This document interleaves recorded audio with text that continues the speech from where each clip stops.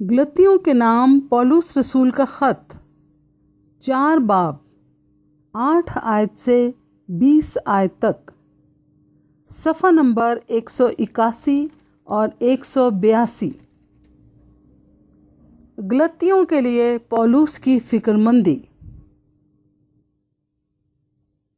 लेकिन उस वक्त खुदा से नावाकिफ़ होकर तुम उन माबूदों की ग़ुलामी में थे जो अपनी ज़ात से खुदा नहीं, मगर अब जो तुमने खुदा को पहचाना, बल्कि खुदा ने तुमको पहचाना, तो उन ज़हीफ़ और निकम्मी इब्तदाई बातों की तरफ किस तरह फिर रुजू होते हो, जिनकी दोबारा ग़ुलामी करना चाहते हो।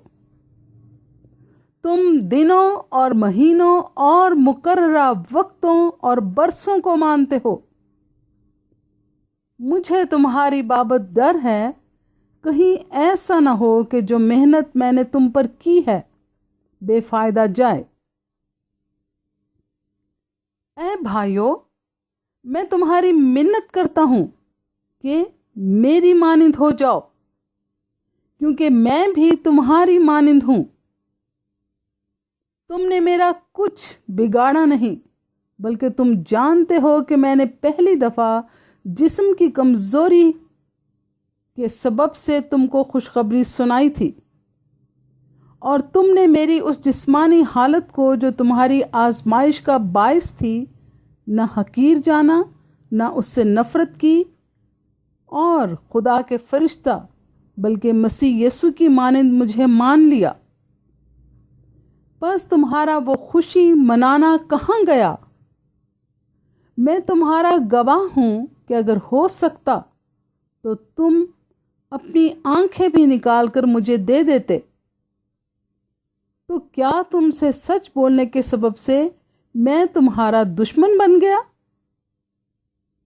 वो तुम्हें दोस्त बनाने की कोशिश तो करते हैं, मगर नेक नियति से नहीं, बल्कि वो तुम्हें खारिज कराना चाहते हैं, ताकि तुम उन्हीं को दोस्त बनाने की कोशिश करो।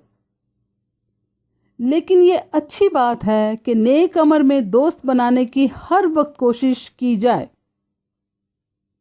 ना सिर्फ उसी वक्त जब मैं तुम्हारे पास मौजूद हूँ। ऐ मेरे बच्चों, तुम्हारी तरफ से मुझे फिर जनने के से दर्द लगे हैं, जब तक कि मसीह तुम में सूरत ना पकड़ ले। जी चाहता है कि अब तुम्हारे पास मौजूद होकर और तरह से बोलूं, क्योंकि मुझे तुम्हारी तरफ से शुबा है। आमीन।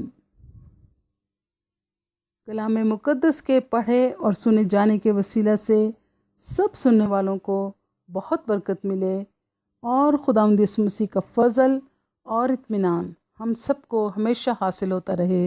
आमीन।